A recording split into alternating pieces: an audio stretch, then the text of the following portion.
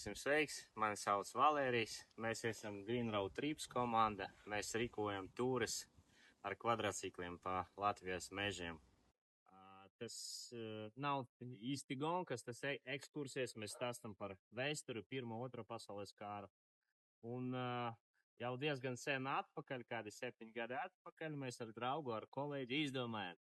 Mēs zinām mežus, bet ko mēs ar to varam darīt?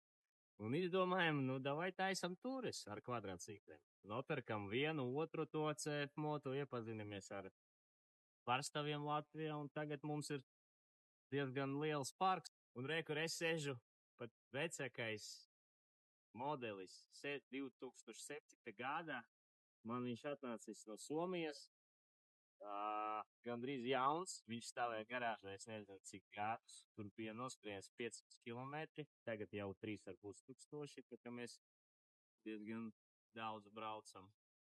Jau koku redzējis, jau bijis uz Sanā, Purvā bijis, vēl kaut kur tur bijis, bet viņš rūc un brauc.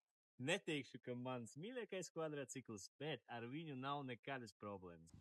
Ir tā, kā pēc tūres arī cilvēki prasa, es gribu kvadrāciklu, kādu kvadrāciklu nopirkt? Bet tas ir grūts diezgan jautājums, jo priekš kam tev ir vajadzīgs viņš.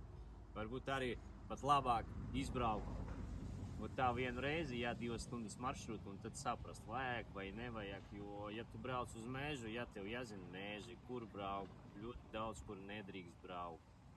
Tā kā es ieteiktu padomāt riktīgi, un pakonsultēties, pirms tu ņemsi to kvadrāciklu. Kvadrācikls tas ir,